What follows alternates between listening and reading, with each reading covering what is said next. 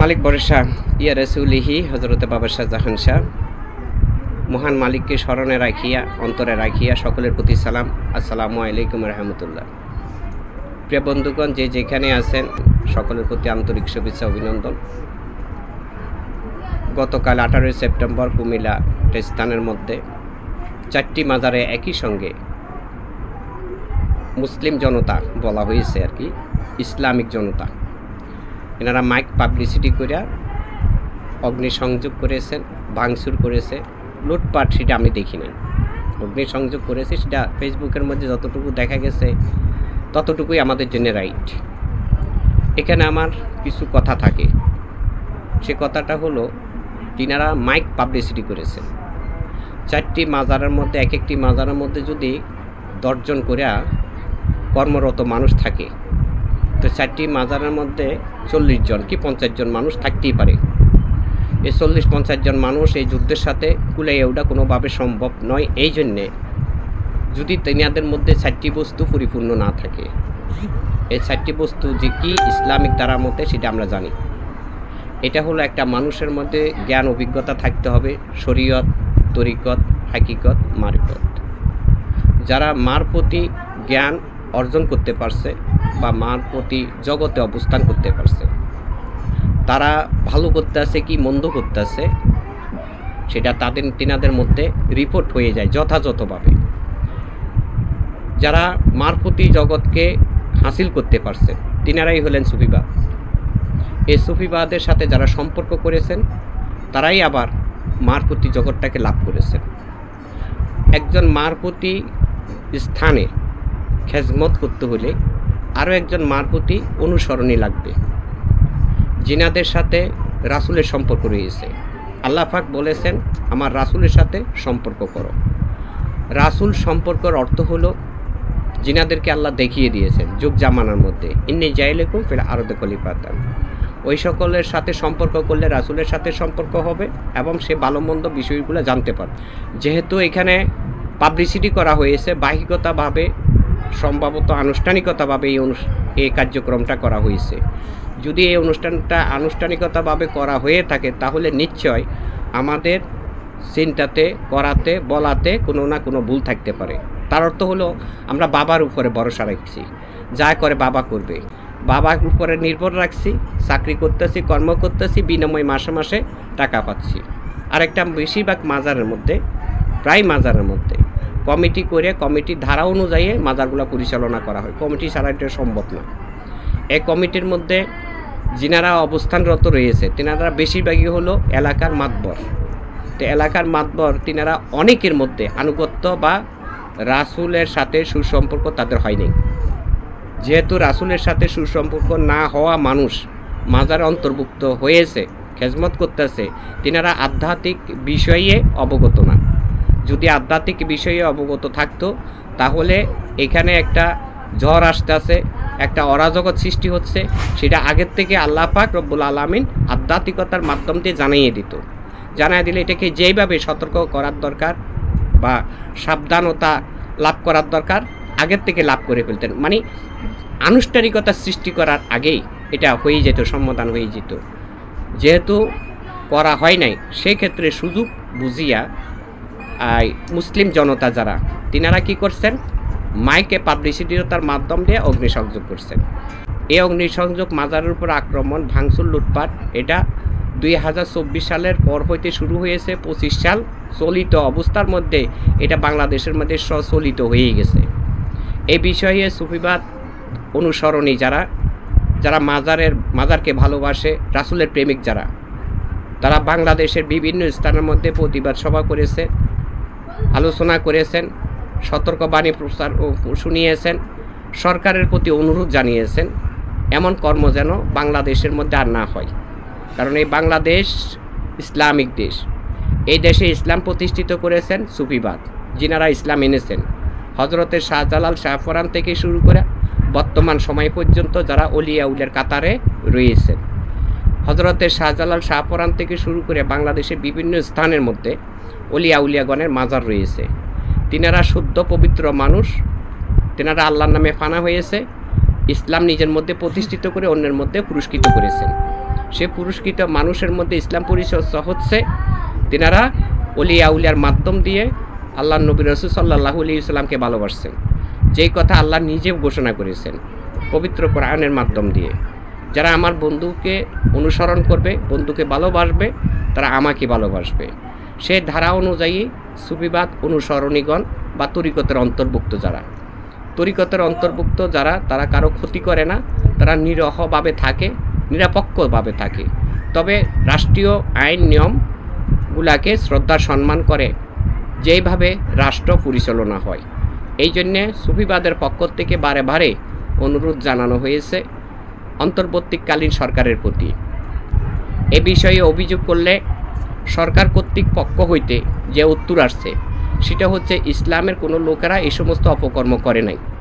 অথচ ভিডিও ফুটেজের মাধ্যমে দেখা গেল যে প্রত্যেকটা মানুষের মধ্যে মুসলমানের লেবাস দাড়ি, তার মানে জুব্বা পরা, দাড়ি টুপি ব্যবহৃত প্রত্যেকটা স্থানের মধ্যে। তো এখানে বোঝা যাইতেছে এটা ইসলামিক রাষ্ট্র। ইসলামিক রাষ্ট্রের মধ্যে ইসলাম প্রতিষ্ঠিত করার জন্য যারা ইসলাম আনায়ন করেছেন তিনাদের মাজারের উপরে আক্রমণ সৃষ্টি করা হচ্ছে। এটা একটা অন্যায়। এই অন্যায় কর্ম গত 2024 সাল হইতে ওলিয়া উলিয়ার অনুসরণী রাসূল প্রেমিক যারা তারা সহন করে আসছে। এখন আমি যেই কথাটা বলতে চাচ্ছি সেটা হচ্ছে মাজার, যে সকল মাজারগুলোর মধ্যে হামলা দেওয়া হয়েছে সেই সকল মাজারগুলোর মধ্যে 1 নম্বরে তিনারা এটা অন্যায় করেছে, যারা ইসলামের নাম দিয়ে মাজার ভাঙচুর বা হাঙ্গামা করেছে, অগ্নিসংযোগ দিয়েছে। এই অগ্নিসংযোগ না দিয়ে আইনের ব্যবস্থা নেওয়া, অভিযোগ দেওয়া সরকারের প্রতি এটা দরকার ছিল। এটাই হলো একটা আইন নীতির কাজ। সেটা না করে বারে বারে ভুল করে গেছে, বারে বারে মামলা মোকদ্দমা হয়েছে। মামলা মোকদ্দমার পরে সরকারিভাবে কোর্ট অনুযায়ী নিষেধ ঘোষণা করা হয়েছে, যা বাংলাদেশে মাজার ভাঙচুর করা হয়েছে আর যেন ভাঙচুর করা না হয় সরকারি পক্ষ থেকে নিষেধ করা হলো। একটা ইসলামিক রাষ্ট্রের মধ্যে এই সমস্ত বাজে লোকেরা ইসলামের নাম দিয়ে যে কর্মকাণ্ডগুলো ঘটিয়ে যাচ্ছে এটা সঠিক কি বেঠিক অবশ্যই রাষ্ট্র পরিচালকের কাছে যাচাই করার দায়িত্ব ছিল। যেহেতু যাচাই করেছেন, অস্বীকারও করেছেন ইসলামিক লোকেরা করে নাই, তাহলে রাষ্ট্রীয় পক্ষ থেকে যদি নিষেধ করা হয় তারপরেও যদি বারে বারে মাজারের উপরে হামলা করা হয়, একটা মাজারের মধ্যে অপকর্ম হচ্ছে, তো এটার জন্য আইন আছে, নিয়ম আছে, মামলা মোকদ্দমা আছে এবং সেইখানে সব কিছুর ব্যবস্থা সরকারও আছে।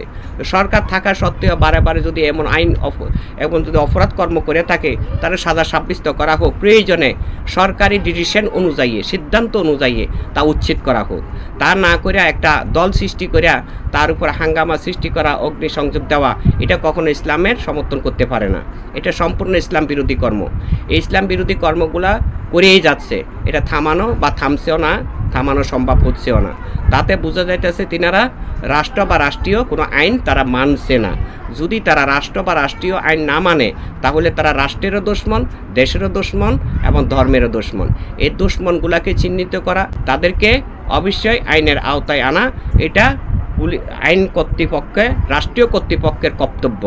যেহেতু সেটা হচ্ছে না, তাহলে এখন সুফিবাদের অনুসরণী যারা, ওলিয়া উলিয়ার অনুসরণী যারা, তরিকতের অন্তর্ভুক্ত যারা, তারা যদি ওই রাসূলের হাদিসটাকে নিকটে আনে, আল্লাহ রসুল সাল্লাল্লাহু আলাইহি ওয়াসাল্লাম, নবী মুহাম্মদ রাসূল সাল্লাল্লাহু আলাইহি ওয়াসাল্লাম ঘোষণা করেছেন তোমরা যদি যুদ্ধ করো ইসলামের পক্ষে যুদ্ধ করবে।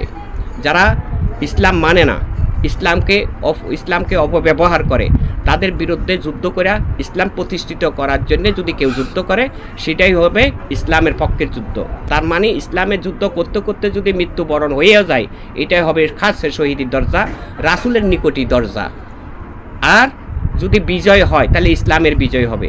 এখন যদি সুফিবাদের অনুসরণীগণ যদি রাস্তায় নামে এই প্রতিজ্ঞা করে যদি মরতে হয় মরব, কারণ জীবনে জন্ম হয়েছে যখন মৃত্যু একদিন হবে, জান দিব তবুও ইমান দিব না, এমন প্রতিজ্ঞাশীল মানুষ এই সংসারে, এ দেশের মধ্যে আছে।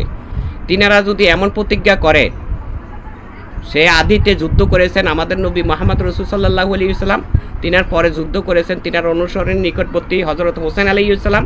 তার পরবর্তীতে যুদ্ধ হয়েছে ইসলামের পক্ষে, হোসাইনের পক্ষে। বর্তমানে ইসলাম বিরোধী কর্ম যারা করতেছে তাদের বিপক্ষে আমরা যুদ্ধ ঘোষণা করলাম। এই যুদ্ধের মধ্যে যদি জীবন যায় তাহলে শহীদ স্থান লাভ করবো, আল্লাহ রসুল সাল্লাল্লাহু আলাইহি ওয়াসাল্লামের হাদিস। আর যদি আমরা অন্যায় করে থাকি সেটা জাহান্নামী ঠিকানা। আমরা অন্যায় করতেছি কিনা এটা আইনে নিয়মে হাদিসে প্রমাণ করবে। ইসলামের বিপক্ষ কর্ম যারা করতেছে তারা সরকার মানে না, কোনো আইন মানে না, জনগণ মানে না, তারা গোপনে সিদ্ধান্ত করে, রাতের আধারে হামলা করে, কখনো কখনো মাইক পাবলিসিটি করে এই যে কর্মটা ঘটানো হয়েছে এই কর্মের মধ্যে অবশ্যই 4টি মাজারের মধ্যে যারা কর্মকর্তা ছিল প্রত্যেকের মধ্যে আমলে দুর্বল। তার অর্থ হলো তিনাদের কাছে দুটো জিনিস অত্যন্ত দুর্বল রয়েছে।